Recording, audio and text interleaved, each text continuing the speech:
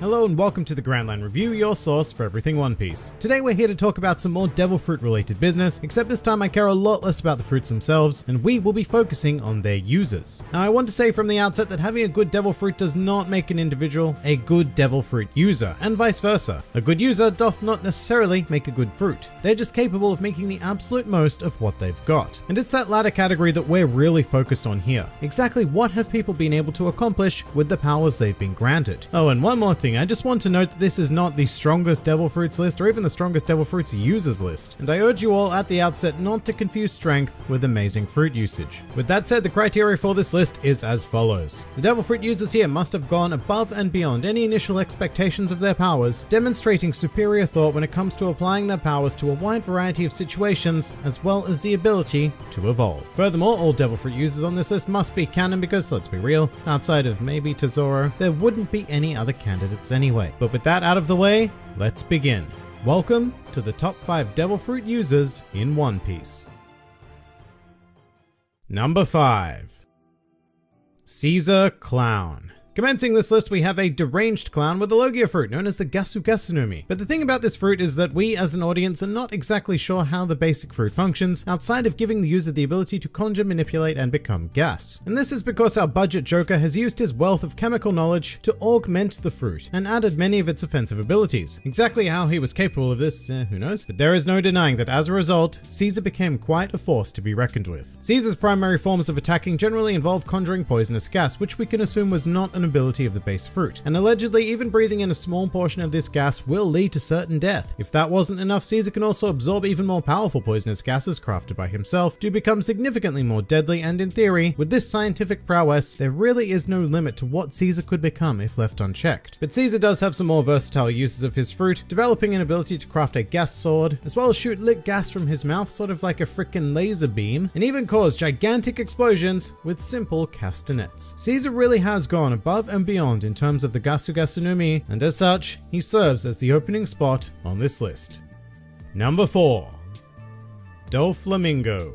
As the wielder of the Ito no Mi, Doflamingo possesses the ability to create and manipulate strings. Yay, strings. Well, near indestructible and razor sharp strings, I should add, which is phenomenal on its own, but the Heavenly Demon really took this whole string business to the extreme, which is put on display with his parasite technique, whereby he becomes a literal puppet master by attaching strings to various unfortunate victims, and not only that, but Doflamingo possesses such a mastery of the fruit that he is even able to control mass quantities of people at any given time with seemingly little effort. But this man's maddening use of the Ito no Mi certainly does not end there, as Doflamingo is capable of crafting a clone of himself entirely out of string with proper coloring and everything. And in terms of utility, he can also use the fruit to more or less Spider-Man his way throughout the world by attaching strings to clouds, as well as using strings that can be used to temporarily heal injuries, including his own internal organs. Then there's the whole crafting a gigantable, I've created a new word. Then there's the whole creating a giant indestructible birdcage that traps and brutally slaughters anyone caught in it. And of course, with all of this in mind, is it really any surprise that Doflamingo has also pushed his devil fruit to the point of becoming an awakened Paramecia user? This guy really has extracted close to the maximum potential from his devil fruit, and as a result, he's considered so powerful that he was wrapped in sea stone shackles because the Marines did not trust that sea stone handcuffs would be enough to stop him. Truly one of the finest devil fruit users we have seen in the series thus far. Number 3. Charlotte Katakuri. Moving along, we have the only known special Paramecia user in the series at the time of this recording, and whilst we still don't know the exact definition of a special Paramecia, Katakuri certainly puts its potential on full display. Now his devil fruit is the Mochi no Mi, and its primary use as seen in the series works very much in conjunction with Katakuri's advanced observation haki, which allows him to mimic the properties of a Logia fruit. Basically, Katakuri sees briefly into the future, and then he is able to mold his Mochi body to avoid whatever attacks may be about to strike him. These attacks could be simple like punches, but Katakuri's mastery extends to the point where he can even dodge bullets by very selectively morphing parts of his Mochi body. And I'd like to note that minuscule manipulation like that is absolutely insane and shows incredible control of his devil fruit, the likes of which I'm not sure we've ever seen elsewhere in the series. But Katakuri also possesses a swath of crazy other abilities, such as Chikara Mochi, where he spawns 2 giant Mochi arms and manipulates them with his own hands in combat. And this just is not a technique that would be possible with a lesser user of the fruit, because you really do need to possess an incredibly acute awareness of your fruit as well as your surroundings to make it work. Plus, of course, Katakuri has also awakened the Mochi no Mi and is able to turn his environment into thick, sticky stuff, well and truly earning his spot on this list. Number 2.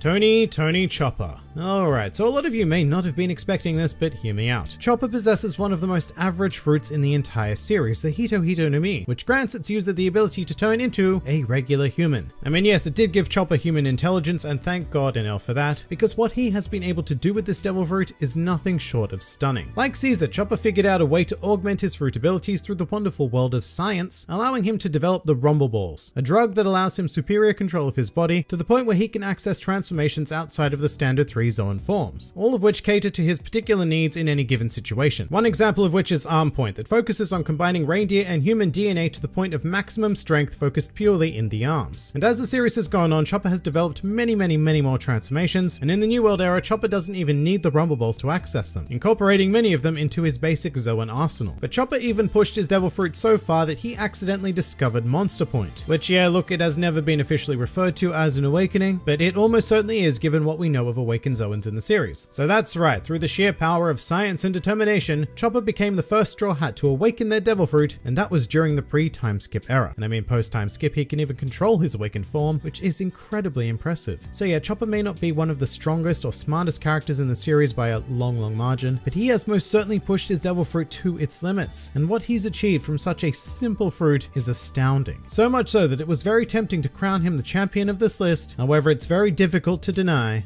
Number 1. Monkey D. Luffy.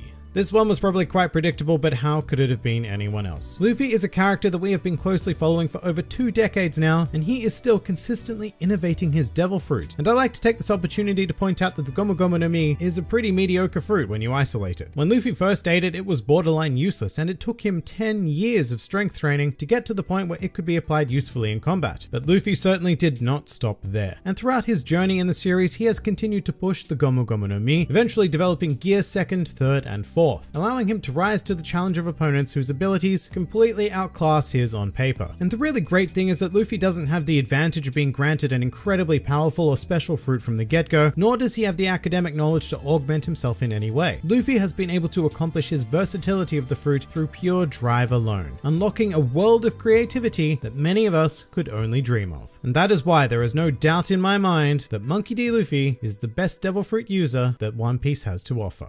But that pretty much does it for the top 5 best devil fruit users in One Piece. If you enjoyed this video and the content this channel produced in general, then please do consider donating to the Grand Line Review Patreon, because the support of all of you amazing people is what continues to make this channel possible. Also, do check out my Teespring store if you're interested in shirts, hoodies, and other miscellaneous items, with the proceeds going directly to support the channel as well. And if you'd like to join the fun at any time, then please do head over to my Discord server, where a wide array of shenaniganry takes place on a daily basis. And finally, please do comment with your own favorite devil fruit users in the series. This has been the Grand Line Review, and I'll see you next time.